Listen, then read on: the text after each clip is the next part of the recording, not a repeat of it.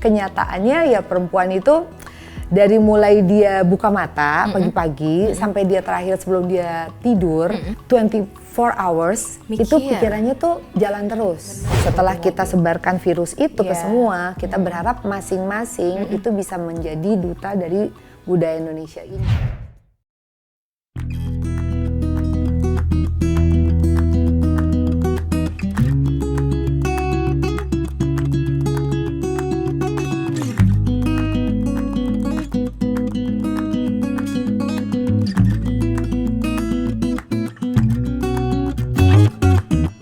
Hai semuanya, nama aku Cita Pohan. Hari ini seneng banget karena aku udah janjian sama satu perempuan istimewa yang aku langsung datengin kantornya. Yuk kita ketemu. Halo Ucit, Bu Renita, apa kabar? Baik, akhirnya seneng nyampe banget. juga. Iya, akhirnya janjian kita untuk aku main ke kantor kamu terjadi. Ini dia Ibu Renita Sari Adrian, Program Director dari Bakti Budaya Jarum Foundation. Ini setiap hari dandan ke kantor emang kayak gini, Bu? Ini spesial dong buat Ucit. Walaupun sebetulnya kita setiap hari Selasa di sini satu kantor, setim itu ada yang namanya Selasa berkebaya. Jadi perempuan-perempuannya pada pakai kebaya, laki-laki pada pakai wastra. Gemes ya. Jadi dandan terus ya tiap Selasa ya. Iya dong. Kayaknya emang pas banget soalnya sama suasana kantornya yang kelihatan sangat artsy, estetik. Aduh jadi penasaran deh, boleh nggak Penasaran sih ya? keliling? Ayo, Okay, kita langsung let's keliling go. ya. Oke, let's go.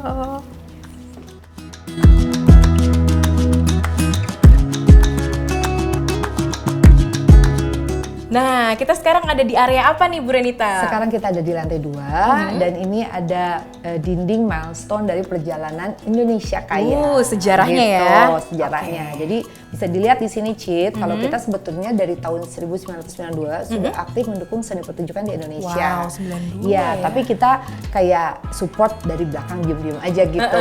Nah, baru di tahun 2011 ini kita mulai menggiatkan dengan mengkomunikasikan semua yang kita lakukan ini supaya yaitu masyarakat Indonesia ini lebih mencintai budaya Indonesia.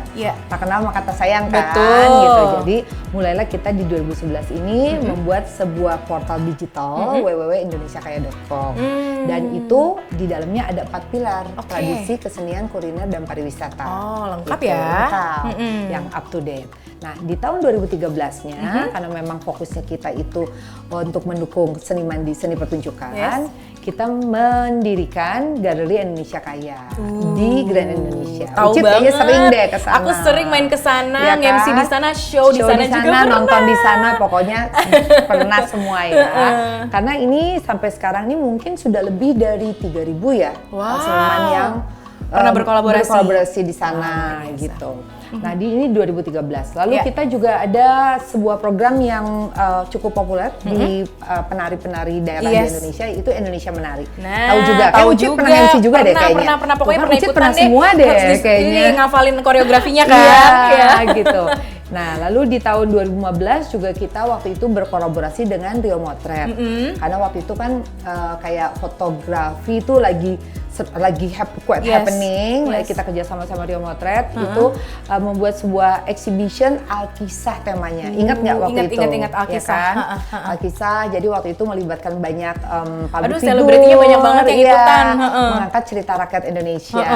Cukup viral juga nih waktu itu di beberapa kota di Indonesia, kota besar di Indonesia. Nah, di 2016 juga kita ada dukungan juga kita ke Batik Kudus karena kan kita asalnya dari kota Kudus dan Batik Kudus ini salah satu batik yang digemari tapi nyaris punah karena jumlah pembatiknya udah semakin menurun.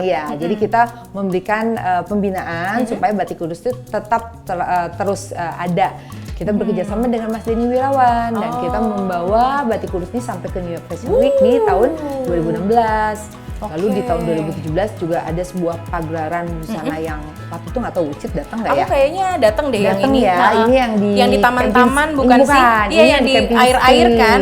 Ini outdoor. Ini yang di indoornya sebelumnya. Betul. Waktu itu 1.200 undangan gitu, karena kita memadukan fashion show itu dengan sebuah pertunjukan yang live gitu. Ini juga waktu itu cukup viral juga deh. Karena gede-gedean juga ya waktu itu ya. Oke. Nah, kalau di 2013 Garuda Indonesia itu adalah konsepnya indoor. Di tahun 2018 kita bekerjasama dengan Pemkot Semarang. Membuat sebenarnya itu ada sebuah taman di sana yang taman itu nggak keurusan gitu. Kita kerjasama sama Pemkot di sana. Jadi dibangun lagi gitu. Yaitu di sana di tengahnya kita bikin ada panggung, lalu ada fasilitasnya juga, ada ruang untuk seniman juga, untuk make up, untuk ganti segala macam.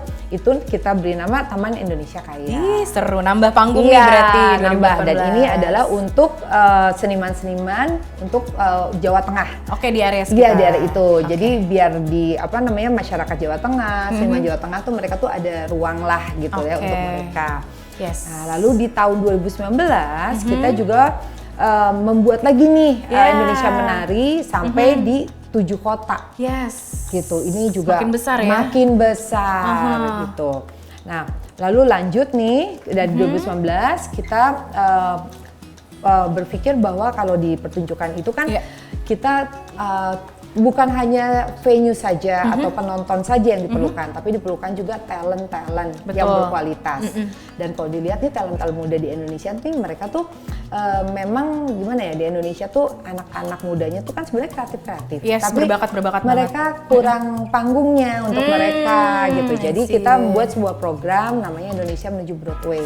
Diberangkatin langsung ke Broadway itu ya? Jadi kita audisi yang terbaik, kita berangkatkan ke Broadway untuk dia intensif program short course gitu di sana. Keren. Nah, lalu 2020 kan kita pandemi waktu itu. Ingat nggak, Cid?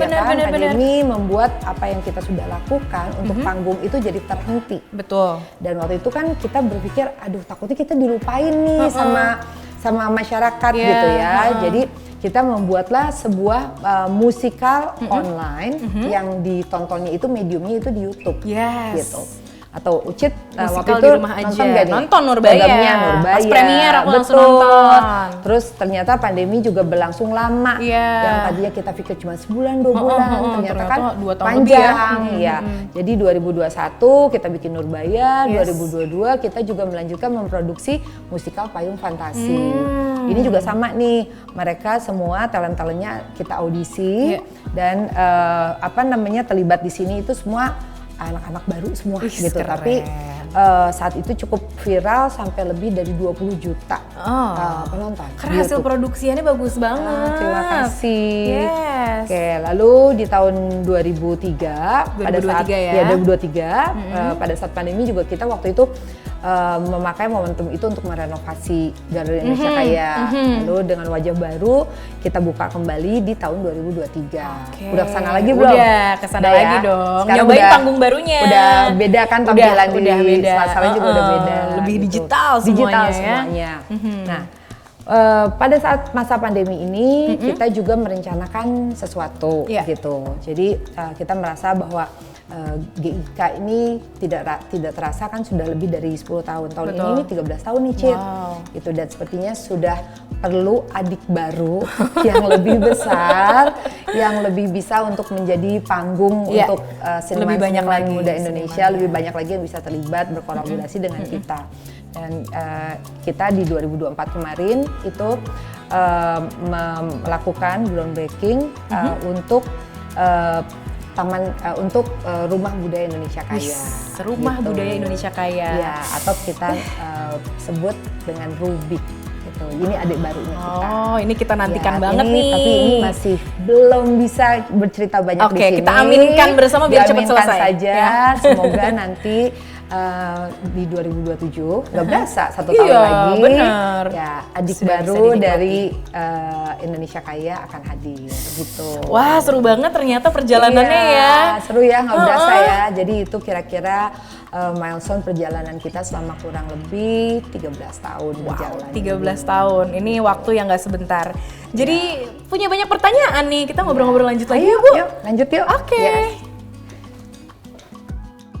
Nah, Bu, akhirnya kita sekarang duduk nih supaya ngobrolnya bisa lebih lama, lebih dalam. Kalau tadi Bu Renita kan cerita perjalanan Milestone itu banyak banget ya program-program yang sudah dibuat gitu. Tapi sebenarnya apa sih yang sampai sekarang itu jadi highlights-nya?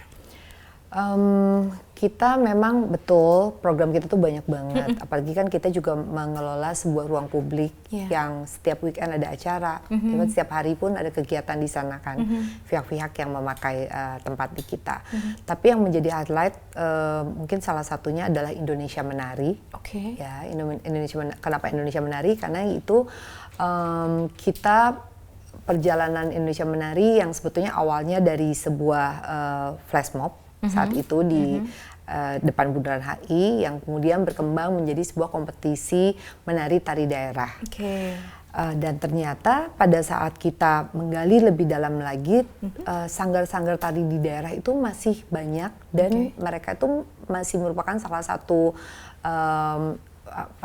tempat atau panggung untuk anak-anak muda di daerah. Bagaimana mereka mengekspresikan diri mereka. Karena tari-tari di daerah itu kan masih seperti turun-menurun misalnya dari ibunya, dari keluarganya dan masih dilestarikan sama mereka. Walaupun memang sekarang ini juga terjadi penurunan gitu.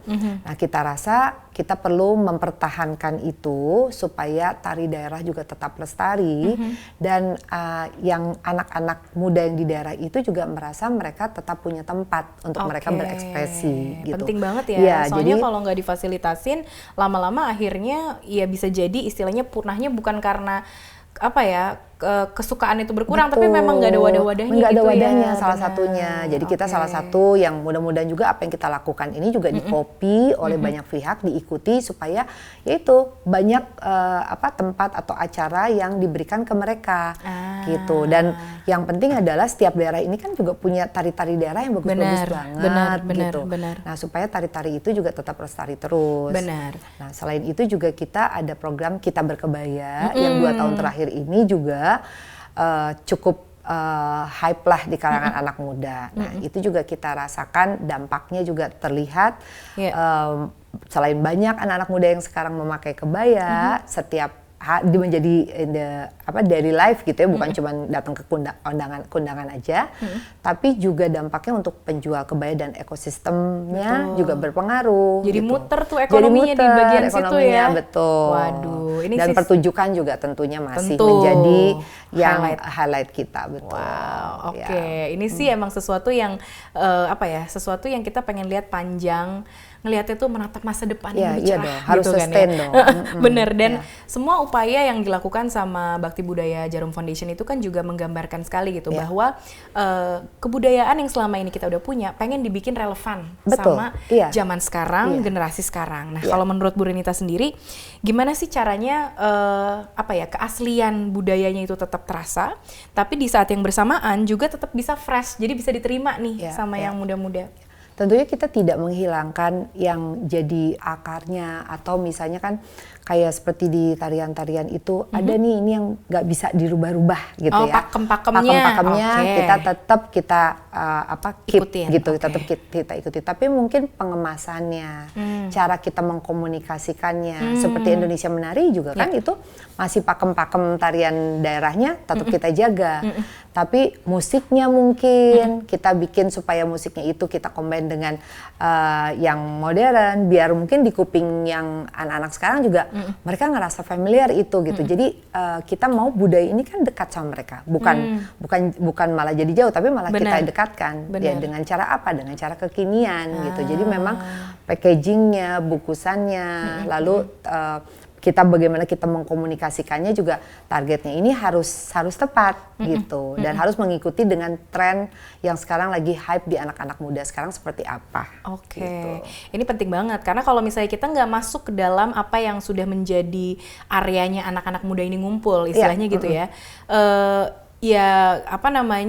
jadi sulit untuk menyeruak gitu ke dalam situ gitu ya. Dan kalau tadi Ibu bilang menarik bahwa keaslian terjaga tetap dari pakem-pakem yang digunakan, tapi cara pendekatannya, komunikasinya, dan mungkin penyebaran informasinya. Tentunya kan sekarang berarti itu sangat terbantu dengan era digital, ya nggak sih Bu? Nah, era digital ini menurut Bu Renita sendiri ya, aku pengen tanya, dia itu jadi jembatan atau justru jadi challenge tersendiri? Dua-duanya sih. Oke, gimana tuh? Jadi jembatan tentu, karena sekarang ini semuanya melihat di sana kan. Betul. Tapi challenge-nya ya itu dia. Kan sekarang karena itu bebas, semua bisa bersuara apapun kayak juga nggak ada boundaries gitu ya, kayak nggak ada boundariesnya gitu. Jadi memang kita harus benar-benar cerdik, harus betul-betul melihat apa yang kita komunikasikan ini juga memang harus kita targetkan ke target yang sesuai, dan juga cara ngemasnya juga tidak berlebih, pas aja gitu.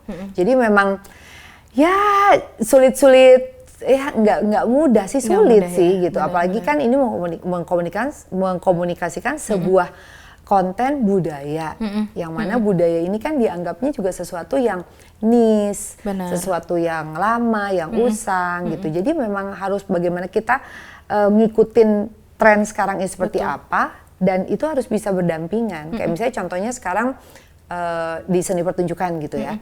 Kalau kita terus-terusan aja kita memaksakan yang tradisi ke Gen Z sekarang yang memang mereka jauh gitu sama tradisi itu, kita akan kehabisan nafas di sana secara budget, secara waktu gitu kan. Nah akhirnya kita juga harus putar strategi gimana supaya message-nya, value-nya itu harus tetap value-value yang positif, berakar dari cerita kearifan lokal di Indonesia, tapi kemasannya mungkin.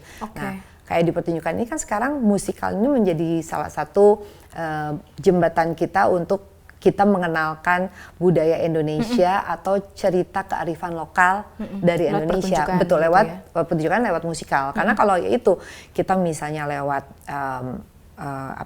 ketoprak atau ludruk, belum tentu anak-anak sekarang ini bisa menerima itu gitu. Dan akhirnya kita juga malah stuck di sana dan membuang waktu di sana. Walaupun kita tetap memberikan dukungan ke kelompok itu gitu ya. Tapi mungkin sekarang kita juga kayak oke, kalau yang untuk kelompok ini mungkin untuk segmen marketnya mungkin yang lebih mature.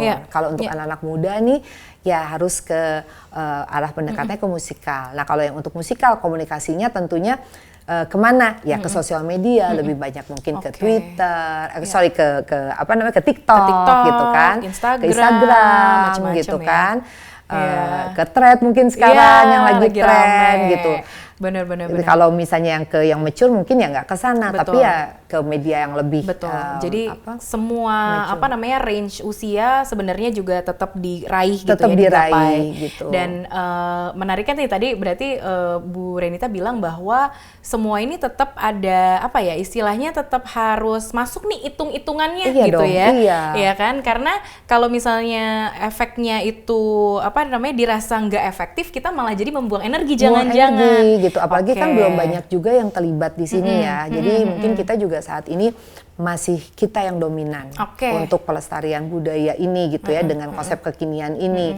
Ya kita juga berharap ke depannya banyak pihak-pihak lain yang bisa ikutan. Pengennya sih kayak gitu ya. Iya gitu. Cuman kan sekarang juga media-media juga ini banyak memberikan kontribusi dengan ikut mewartakan gitu. Terus juga teman-teman dari influencer juga, KOL juga gitu. Jadi harapannya nanti gelombangnya bisa jadi lebih besar lagi kan, yang menjadi bagian dari supaya kita memajukan budaya Indonesia ini.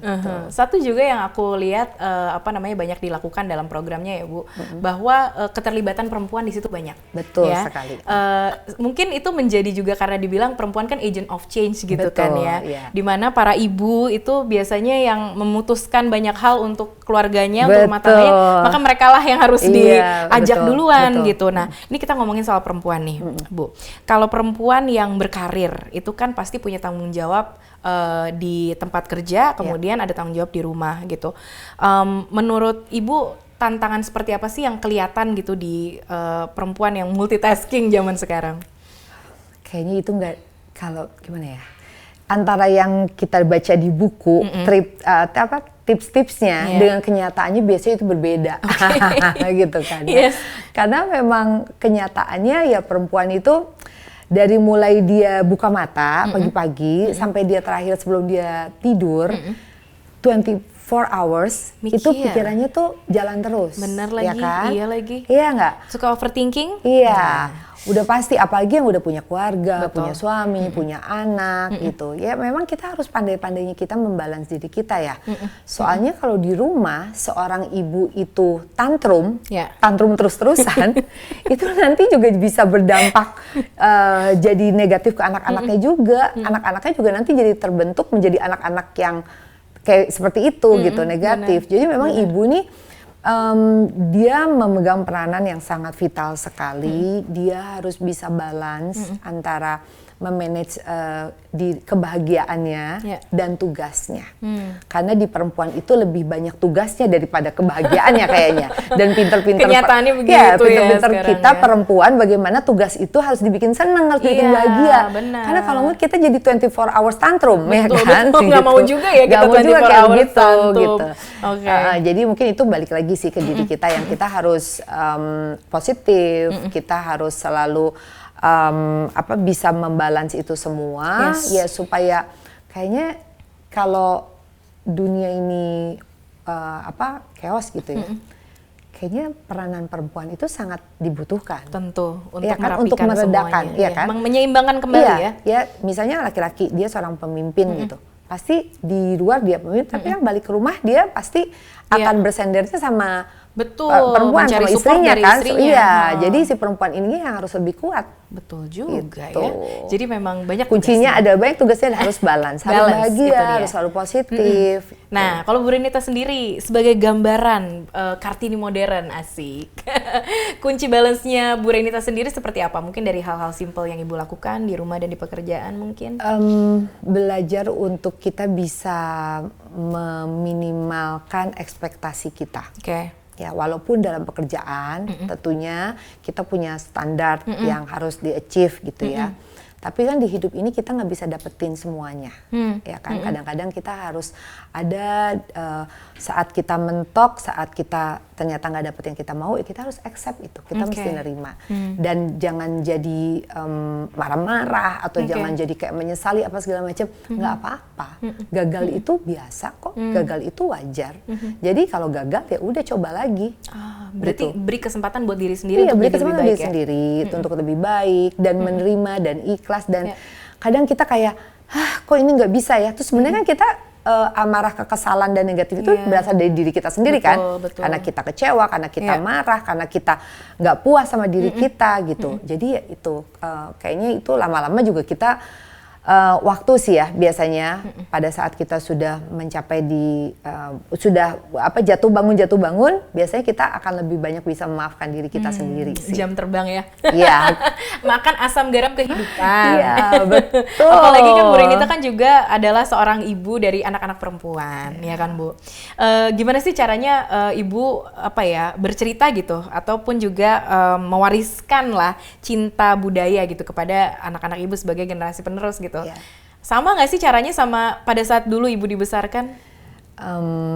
Kayaknya beda ya. Beda banget karena kebetulan aku kerja dan sibuk gitu. Jadi waktu sama anak-anak juga sangat terbatas sekali. Kebetulan kerjaannya memang bisa banyak melibatkan anak-anak untuk melihat apa yang aku kerjakan. Jadi anak-anak juga paling tidak kayak, oh mama tuh ngerjain ini ya. Terus pada saat mereka misalnya menonton pertunjukan atau apa yang aku kerjakan, mereka juga kan sambil belajar juga kan gitu. Jadi kita sama-sama belajar. Pada saat proses jalan pulang atau pas lagi di rumah, biasanya mereka suka nanya lagi, yang kemarin dilihat tuh sebenarnya apa sih mah? Oh jadi mereka penasarannya tuh juga misalnya, ada di follow up ya penasarannya. Misalnya yang mereka lihat POV-nya mereka ini, nah POV-nya mereka itu biasanya ditanya tuh ke aku. Lucu. Bener nggak sih mah kalau yang kemarin dilihat tuh sebenarnya message-nya ini. Nah di waktu itulah biasanya aku menginfuse, menyampaikan hal-hal yang misalnya berdasarkan VOP dari aku atau misalnya juga ada hal-hal message lain yang pengen aku sampaikan ke mereka. Terus sekarang kebetulan anak-anak juga sudah pada tumbuh dewasa semua kan. Jadi sekarang mereka juga salah satu yang mereka mulai menyenangi dengan kebaya gitu. Karena kan perempuan tuh pasti kan fashion salah satu suka dandan iya, nomor satu gitu ya. Jadi yang tadinya mereka awalnya ngelihat mungkin waktu kecil, ini apa sih nih si mama pakai gini, tapi pada saat sekarang mereka udah bisa dandan dan tahu bahwa ini bagian dari tren juga nih gitu. Jadi mereka juga sekarang udah sering datang ke aku, terus minjem kebayaku gitu. Nah, pada saat itu aku hak milik dia langsung. Pada saat itulah aku bercerita gitu, kayak misalnya deh tuh momennya. Ini kebaya ini tuh misalnya ini namanya kebaya janggan yang model seperti ini janggan, yang seperti ini tuh kutu baru misalnya. Nah, ini tuh padanannya kalau kebaya bagusnya misalnya bisa sama batik, sama songket. Nah, batik tuh ada di daerah ini. Biasanya aku sambil ngejembrengin tuh kain-kainnya. Nih kalau batik ini tuh dari daerah ini. Terus kalau ini apa mah, ini tuh songket. Jadi masih tetap ngedongeng walaupun anak-anak udah seumur segitu dan mungkin ya aku itu momen aku untuk quality time sama mereka sambil aku juga menyampaikan nilai-nilai itu ke mereka. Gitu. Kayaknya itu menjadi momen yang indah banget ya Bu ya. Ketika quality time di rumah di tempat yang termasuk kita paling makanan loh. Oh gitu juga. Iya dong, karena kan anak-anak sekarang mereka ngertinya kalau di rumah misalnya mereka masak untuk diri mereka, taunya bikin pasta, taunya bikin burger, western steak. Tapi aku suka melibatkan mereka untuk sini mama misalnya lagi bikin ini nih, ini mama lagi bikin ikan bakar Makassar misalnya. Ikan bakar Makassar tuh beda loh sama ikan bakar kalau versi Sunda. Kalau di Makassar tuh misalnya bumbunya ini. Nah itu juga sebenarnya salah satu cara bagaimana ibu menyampaikan tentang budaya ke anak-anaknya. Lewat kegiatan-kegiatan sehari-hari di rumah. Dan kebersamaan itu, conversation itu akhirnya terbentuk ya. Nah, itu kan kalau peran sebagai ibu di level yang personal lah gitu ya. Tapi kalau Ibu Renita sendiri dengan posisi yang Ibu lakukan sekarang gitu ya, secara general apa sih harapannya gitu untuk pelestarian budaya ke depan Ibu? Ya berharap yang sekarang kita lakukan, yang dilakukan bersama tim ini sebetulnya masih sebuah langkah kecil yang kita berharap bisa diikuti oleh pihak lain gitu. Kita selalu menebarkan virus cinta budaya, cinta Indonesia di semua kegiatan yang kita lakukan gitu.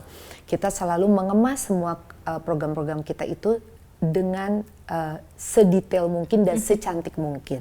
Untuk apa? Supaya orang tuh melihatnya bahwa ini tuh dikerjakan dengan sungguh-sungguh, sepenuh hati gitu. Dan aku percaya energi yang dilakukan dengan sungguh-sungguh sepenuh hati itu bisa diterima juga, bisa nyampe gitu, bisa dapat.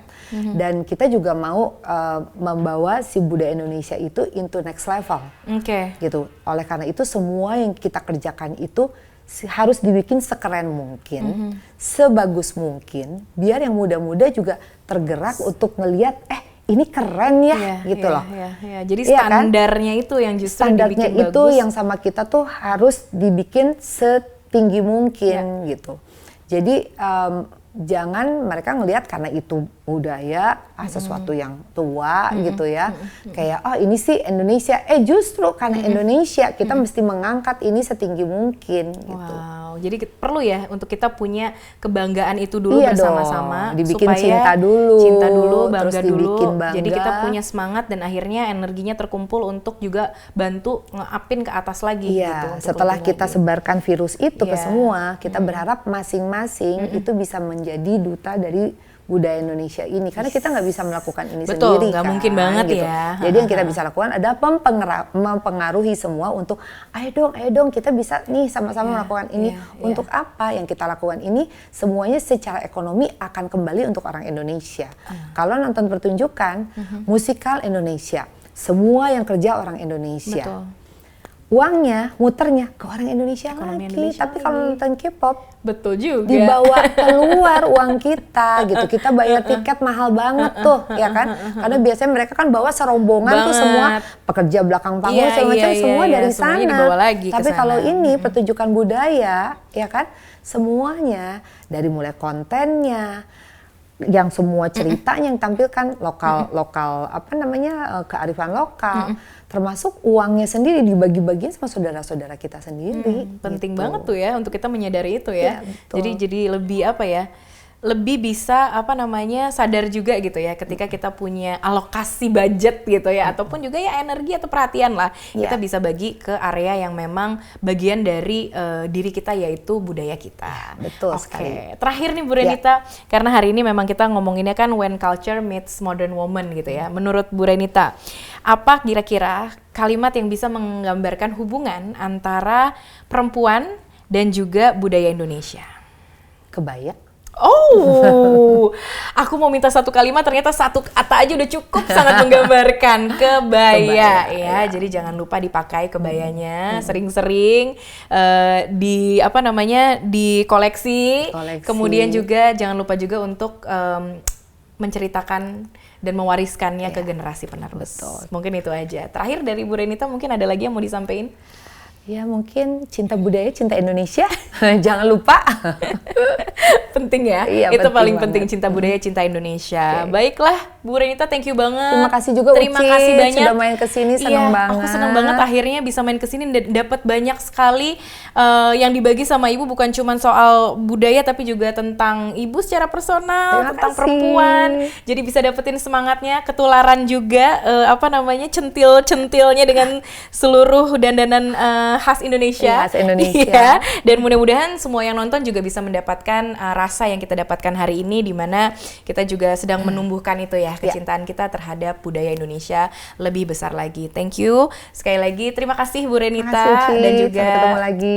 Salam untuk teman-teman di Bakti Budaya Jarum Foundation semuanya, dan untuk semua yang menonton, semoga bisa dapetin sesuatu yang abis ini bukan cuma dirasain di hati tapi juga langsung dilakukan aksi nyatanya untuk mendukung budaya Indonesia, khususnya perempuan Indonesia. Itu aja untuk hari ini, kayaknya udah dapat banyak banget yang di-share sama Ibu Renita, dan mudah-mudahan semua yang nonton juga jadi bisa menemukan cinta terhadap budaya Indonesia di dalam hatinya, dan bukan cuman rasa cintanya tapi juga dilakukan aksi nyatanya.